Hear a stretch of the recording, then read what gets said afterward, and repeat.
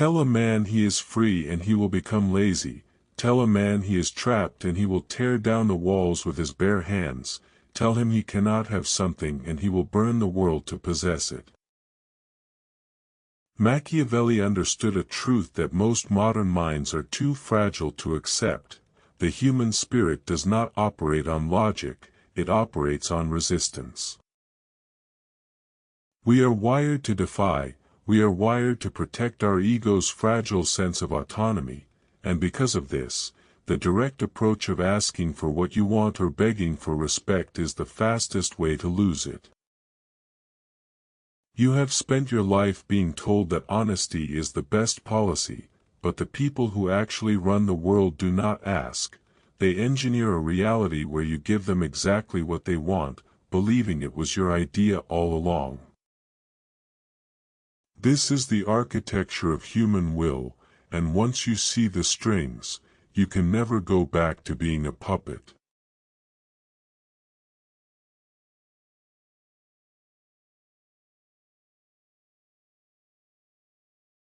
To control the outcome, you must never force the path, because the most primitive desire of the human ego is autonomy, and the moment someone feels forced, their wall goes up. They will reject a perfectly good idea simply because it was not their idea.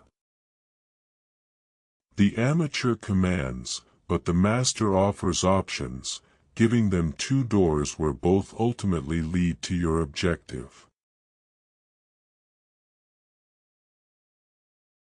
When you remove the pressure and hand them the crown of decision-making, their pride is soothed, and they will choose the path of least resistance, which is the exact path you paved for them. You are not the dictator, you are merely the architect of the landscape, allowing them to walk where they choose while you secretly built the roads. Furthermore, there is no magnet more powerful than a "do not enter" sign, because when our freedom is threatened, we experience a visceral state of arousal to regain it.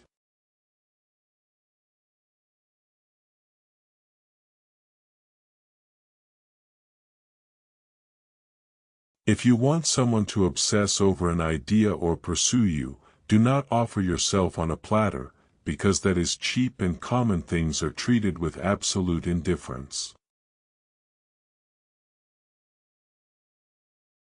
Instead, create a barrier, forbid the interaction, and frame it as something too advanced or exclusive. The moment you tell someone they cannot have something, their ego screams to prove you wrong, forcing them to chase your validation and flipping the script so you are no longer the seller, but the prize.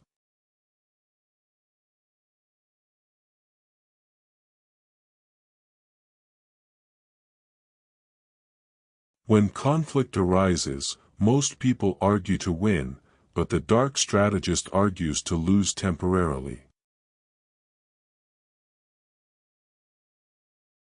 When you are met with a stubborn opponent, pushing back only solidifies their stance, because in psychology as in physics, for every action there is an equal and opposite reaction.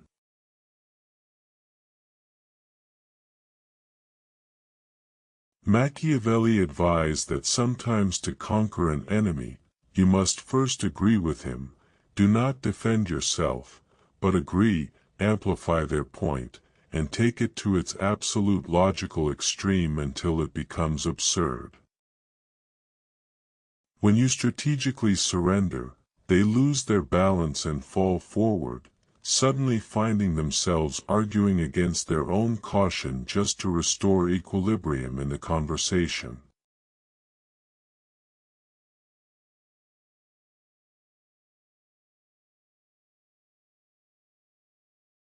We live in a world of endless noise where everyone is broadcasting, explaining, and justifying, which has made silence the most expensive commodity on earth. The Machiavellian knows that the less you say, the more intimidating you appear, so you must use silence as a heavy vacuum.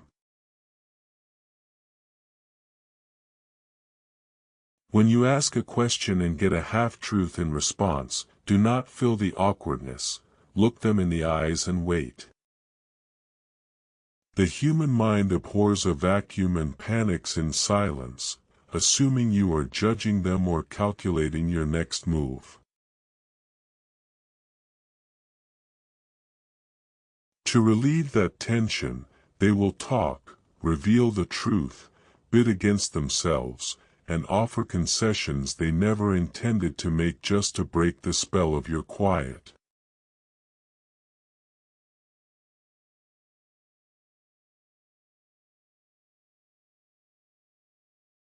Everyone is the protagonist of their own movie, and they are not looking at you, they are looking for a reflection of themselves in you. If you want to influence someone, do not try to convince them with your logic, because your logic is alien to them. Instead, mirror their ideal self. People walk around with a vision of who they wish they were, and if you treat them as if they are already that noble, dangerous, or highly intelligent person, they will become addicted to you. By labeling them with a positive trait, you trap them in a box of their own vanity, forcing them to act in accordance with that label to maintain their fragile ego. If you need something difficult done, do not beg or offer rewards. Use the nuclear option and challenge their capability, telling them it is probably too complex for them.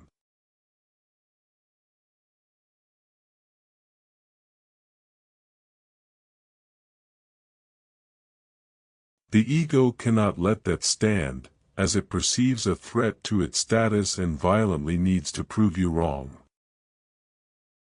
They will take on the burden, the risk, and the work just to restore their sense of superiority. But you must also understand the anxiety of freedom. Kierkegaard said anxiety is the dizziness of freedom, because while people say they want total freedom, it is actually paralyzing and terrifying. When you tell someone to do whatever they want, you are not liberating them, you are terrifying them, because by granting total permission, you remove the thrill of rebellion. Your absolute lack of possessiveness signals that you are not afraid to lose them, proving that you are the prize and keeping them close because they fear drifting too far from your cold indifference.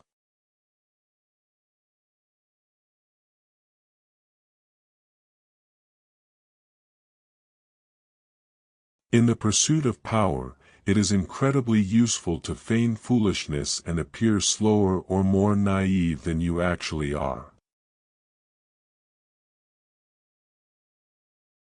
When you appear sharp and perfect, people put their guards up and try to tear you down, but when you appear slightly flawed or confused, they relax and lower their shields. In their eagerness to show off their intelligence and teach you, they will give you the information you need and constantly underestimate you. Let them think they are the cat playing with the mouse. By the time they realize you are the lion, their throat is already exposed. Sometimes the most Machiavellian move is to fail deliberately, executing weaponized incompetence to force others to step up and protect your valuable time. Do not be the hero who catches every falling plate, let a few smash, because the sound of breaking glass is often the only thing that wakes people up to your true value.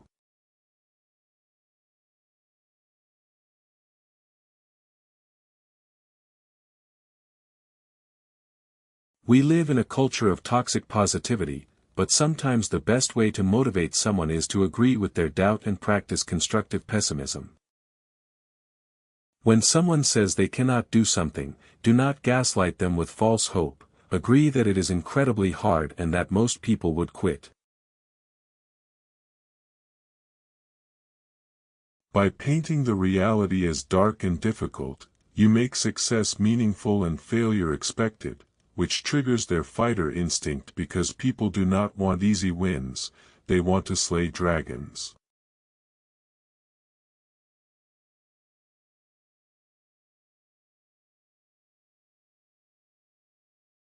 Finally, you must master the most potent law, the withdrawal. The economic law of supply and demand applies directly to the human soul, so if you feel taken for granted, do not complain or argue, simply disappear, pull back your energy, and create a void where your validation used to be. This sudden withdrawal triggers a primal panic, causing them to chase and overcompensate as they suddenly realize how much space you occupied in their life. However, this withdrawal must be done with absolute cold indifference, not anger, signaling that you are perfectly fine without them, which is the only signal that commands true respect.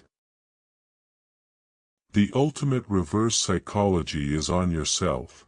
You must build a life so rich, a mind so fortified, and a purpose so clear that the rejection of others is simply data, not a wound. When you stop needing the world to applaud you, the world starts chasing you.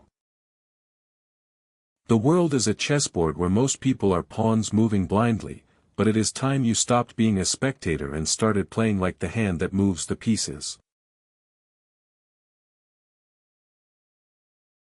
Welcome to Sovereign Mind. Subscribe if you are ready to rule. See you in the shadows.